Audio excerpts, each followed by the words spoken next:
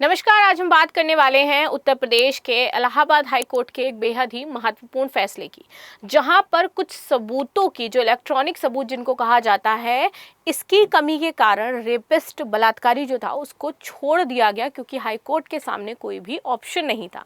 आखिर ये क्या हो जाता है, क्या फैसला था, क्या मामला था, तो चलिए इसको समझ लेते हैं और इस केस में क्या इंपॉर्टेंट चीजें बताई गई हैं इसको भी जानते हैं। तो न्यायमूर्ति यहाँ पर थे अरुण कुमार सिंह, ठीक है। इनकी एकल पीठ ने आरोपी को जमानत जो देनी थी, उसकी जो याचिका थी, उसको स्वीकार कर ली और न्यायालय ने कहा कि ये निर्णय हम भारी मन और पीड़ा के साथ ले रहे हैं, क्योंकि अपराध बहुत ही ज्यादा गंभीर था और यहाँ पर जो कानून है इसके अनुसार कुछ आरोपी के अपराध को जोड़ने वाले जो पर्याप्त साक्ष्य थे वो हम नहीं जुटा पाए, कुछ इलेक्ट्रॉनिक सबूत जो थे वो हम नहीं जुटा पाए। फॉरेंसिक रिपोर्ट में कुछ कमी रही। रिपोर्ट में मृतक की योनि जो स्वैब होती है, इससे प्राप्त डीएनए में पूर्ण प्रोफाइल तैयार नहीं हो सकी। अधूरा डीएनए प्रोफाइल होने के कारण ये निर्णय नहीं लिया जा सकता था और इसीलिए डीएनए आरोपी का था या नहीं था ये पता नहीं चल पा रहा था। तो इस अपराध में वैज्ञानिक जो संबंध है वो स्थापित नहीं हो पाया और इसलिए हमें इसको छोड़ना पड़ा। ये बात यहाँ पर नजर आई है।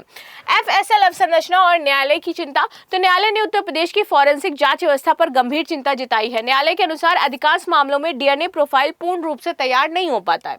इसका प्रमुख कारण पुरानी मशीनें और अपर्याप्त तकनीकी अवसंरचना है। प्रयोगशालाओं में प्रशिक्षित मानव संसाधन की भी कमी हो जाती है। अब आप देखिए कि हमारे देश में आरोपी सिर्फ इसलिए छूट रहा है क्योंकि वहां पर मशीनें पुरानी हो गई हैं, क्योंकि वहां पर जो प्रशिक्षित मानव संसाधन है उसकी कमी है और सरकार के पास इतना बजट होते हुए भी सरकार इसको अपडेट नहीं कर पा रही है और रेपिस्ट आरोपी बिना किसी यहाँ पर चिंता के, बिना किसी ग्लिच के छोड़े जा रहे हैं। ये हो जाता है उत्तर प्रदेश, ये हो जाता है योगी आदित्यनाथ का उत्तर प्रदेश। मैं चाहती हूँ कि ये वीडियो योगी आदित्यनाथ तक पहुंचे ताकि उन्हें पता चले कि यूपी में पुरानी मशीनों के कारण एक बलात्कारी छोड़ा जा रहा है और ये कैसी विडंबना है और कैसा न्याय है। यहाँ पर आगे आते हैं राज्य सरकार का निर्देश। तो न्यायालय ने उच्च न्यायालय के रजिस्ट्रार को आदेश के प्रति उत्तर प्रदेश के मुख्य सचिव को भेजने का निर्देश दिया है। साथ ही अपेक्षा व्यक्त की है कि राज्य सरकार आधुनिक डीएनए परीक्षण मशीनें और पर्याप्त तकनीकी स्टाफ यहां पर उपलब्ध करवाएगी। फॉरेंसिक विज्ञान प्रयोगशाला की महत्व की अगर हम बात करें तो भैया यहां पर जो भी डीएनए से संबंधित चीजें होती हैं, फिंगरप्रिंट, जैविक नमूने, डिजिटल, साथ ही ये सभी विश्लेषण यहीं पर होता है।